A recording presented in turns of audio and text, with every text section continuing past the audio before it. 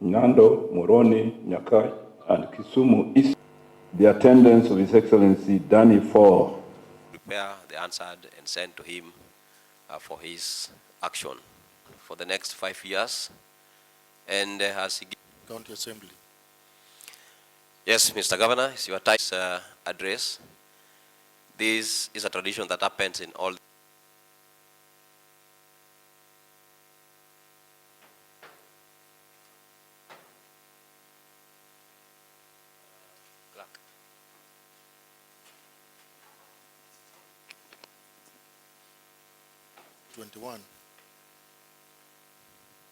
Tuesday.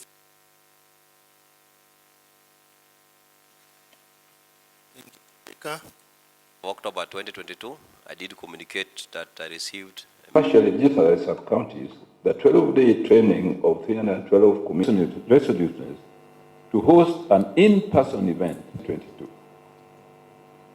Records show that the spread of the virus since inception, marked by and addressed by Mrs. Amina Mend on your behalf. I would like to sincerely thank all those who served. Everywhere I go in a conference, Kisumu is the talk of the day. Asanteni sana. I was further elected Speaker, sir, for the expansion of Kisumu International Airport. It was done. Mr. Speaker, sir, we mobilized 90 hotels.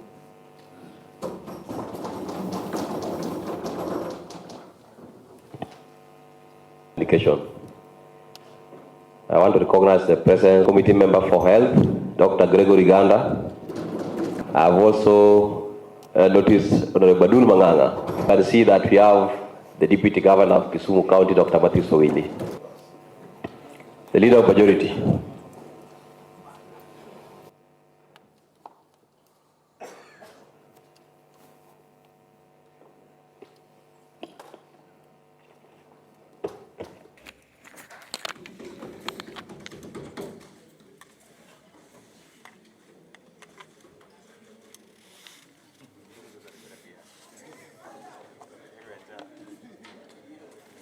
Honorable members, Mr. Speaker, sir, to build a sustainable business economy, my government, in collaboration with partners, established the Kisumu Business Innovation and Incubation Center at the Rotary Center.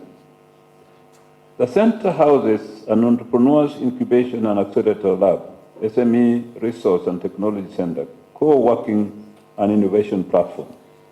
Key beneficiaries will include emerging entrepreneurs, students and fresh graduates from universities, polytechnic and VTCs, artists, fabricators, makers, agriculturists, researchers, government, academia, development agencies, and the general public. Further, Mr. Speaker, sir, and honorable members, the county government of Kisumu recently signed an MOU with Stanbic Bank, Kenya Foundation, to support entrepreneurs on digitally enabled jobs, capacity building, and offering affordable credit facilities to micro and small enterprises.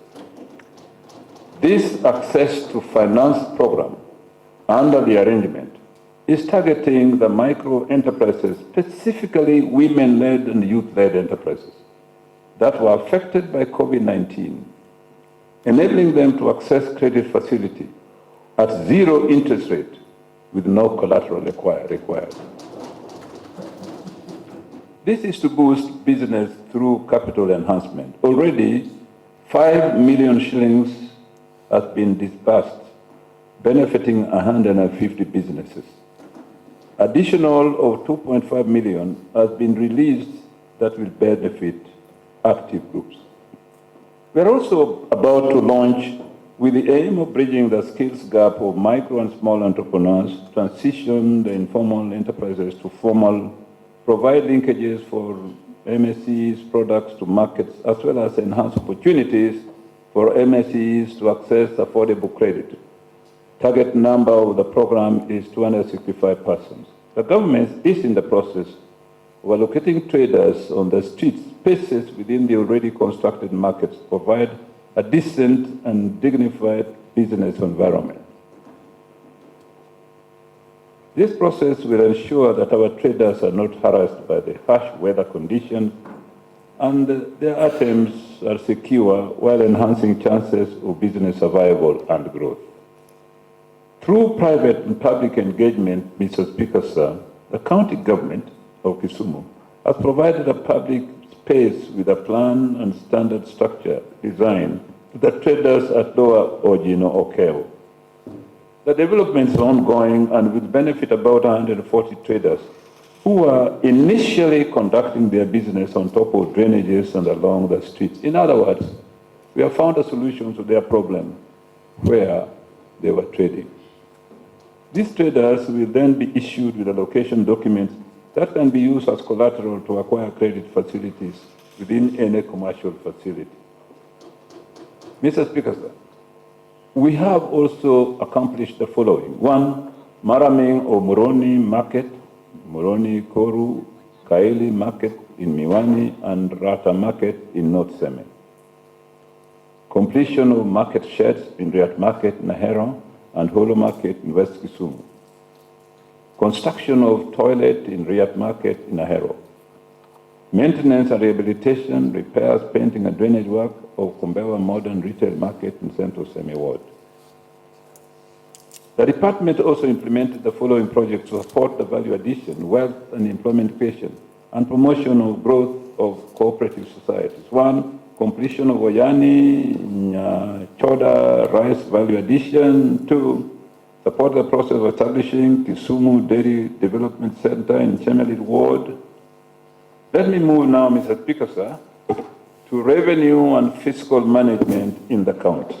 And bear with me, I'm almost there.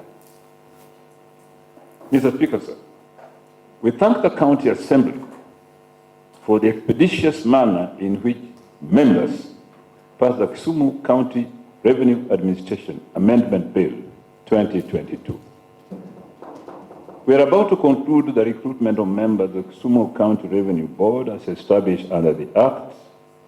Experience from other counties has shown that semi-autonomous revenue agencies, if well-resourced and given clear targets, have contributed to significant increase in counties' own source revenues. This is the direction we are going as a county.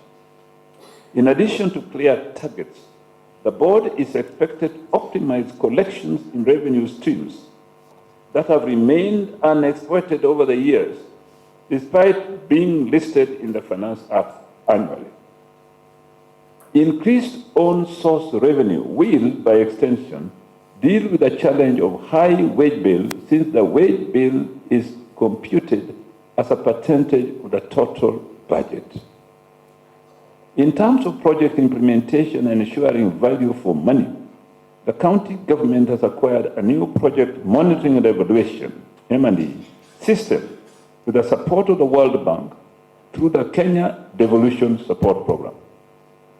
Beginning this financial year, all projects will be uploaded in this system for periodic monitoring. In this regard, I wish to request this Assembly to uphold the commitment made by the previous Assembly on the prioritization of incomplete projects in the budget process before initiating any new project.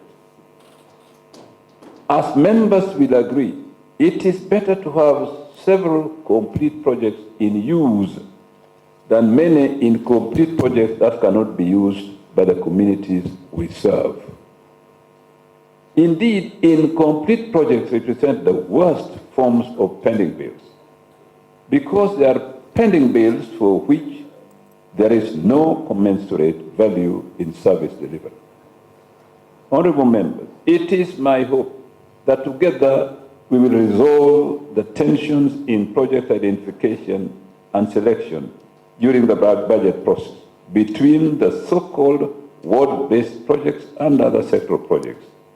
While projects differ in scale and scope, all the county projects are implemented in one of the 35 counties, 35 wards, not on the air. How then do we quantify budget allocation to the wards without engaging in a broad distinction of categories or types of projects as being ward-based or otherwise.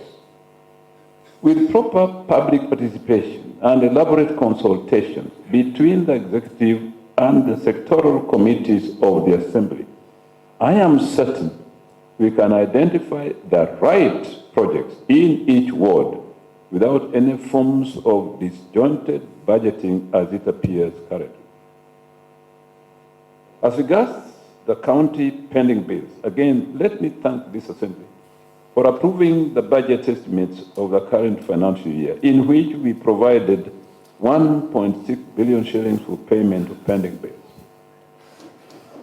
I urge you to retain this provision, even in supplementary budgets that may be done this year, so that we slay the dragon of pending bills once and for all. On our part, we have put in place stringent measures to minimize the creation of pending bills from our business processes. For example, we will blackmail all contractors with poor performance record in contract execution. Furthermore, we will no longer accept interim or partial payment certificates for projects below 5 million shillings. Such projects will have to be completed and paid for once for all. Honorable members, we are doing a lot to improve in operational efficiency and attain high levels of credit rating. As one of the 3 counties selected for the credit rating project for the World Bank and the Commissioner for Revenue Allocation. You may wonder why credit rating is important, but credit rating does allow us to access capital markets for development. Since the revenue division bill is a fixed program, and the fractions are fixed in law, and so you cannot enhance access to capital only through the division of revenue bill. I am sure you are aware of the reforms we have undertaken in our supply chain function, especially in improvement of human resource capacity in that area. In my second term, Mr. Speaker, sir, I would like Kisumu County to explore new ways of resource mobilization in the financial markets to finance mega projects and public-private partnerships. We have to think outside the box, as it were, or better still, without any box. We worked well during my first term in office, but we had identified gaps which we must address. We need to hold frequent meetings between the Assembly and the Executive. That's my responsibility and the Speaker, especially on the budget-making cycle. This will enable us to consult in the budget-making process. I've directed my officers, both the ministers and the chief officers, to arrange frequent meetings with various Assembly committees to discuss emerging issues that may affect service delivery. Allow me, Mr. Speaker, honorable members, to inform this House that a report on the assumption of the office of governor, which is a routine exercise after every 5 years, is ready and will be presented to this august Assembly in the course of this coming week. In conclusion, Mr. Speaker, sir, I'm sure Lumumba is now happy. I wish to sincerely thank Kenyans in diaspora, especially those from Kisumu, for their contribution to the development of this county.